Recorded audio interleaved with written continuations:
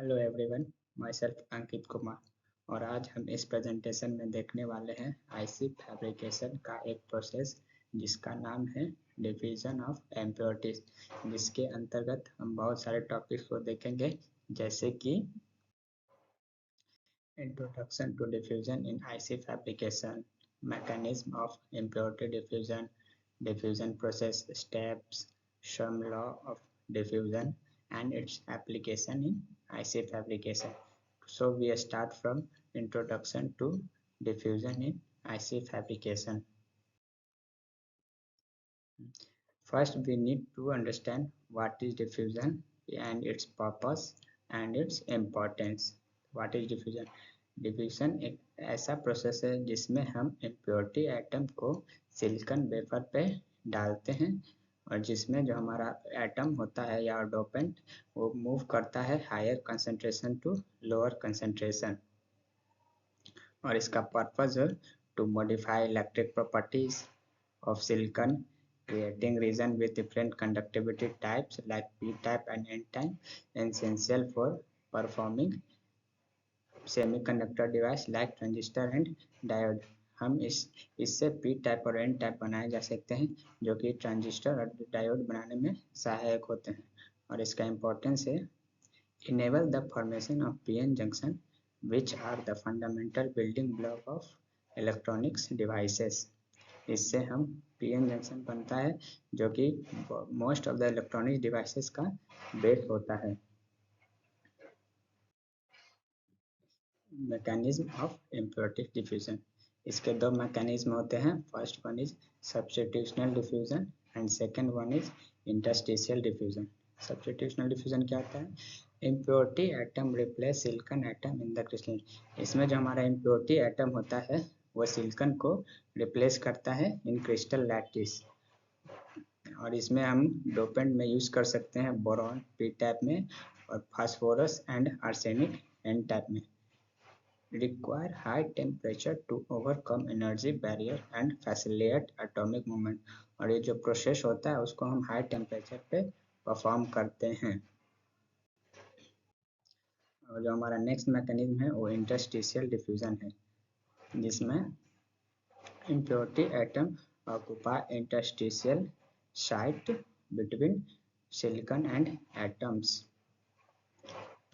इसमें जो हमारा इम्प्योरिटी एटम होता है जो इंटरस्टिशियल साइट के बीच का जो गैप होता है वहाँ पे जाके जगह को ऑक्यूपाई करता है और इसमें हम लाइक यूज कर सकते हैं गोल्ड, कॉपर एंड निकल।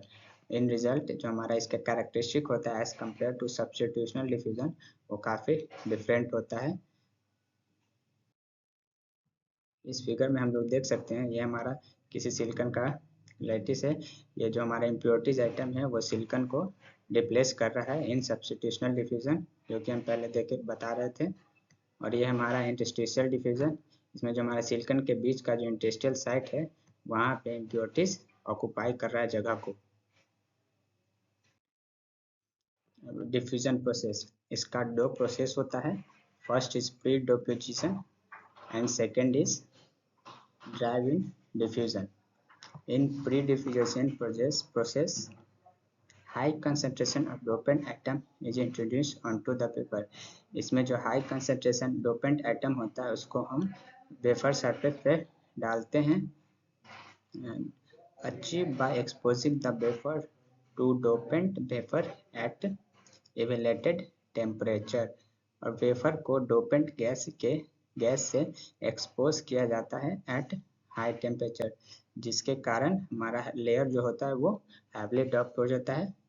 Result in a shallow heavily drop layer on the surface. And second one is drive in diffusion. इसमें क्या होता है? Wafer is heated to a high temperature to allow dopant to diffuse the deeper to the silicon. इसमें जो हमारा wafer होता है उसको हाई टेम्परेचर पर हीट किया जाता है ताकि जो हमारा सिलिकॉन एटम है जो डोपेंट है वो सिलिकॉन के अंदर जाके फैल सके। No additional dopant is introduced, existing the dopant are distributed. इसमें हम कोई भी एक्स्ट्रा एडिशनल डोपेंट यूज नहीं करते हैं।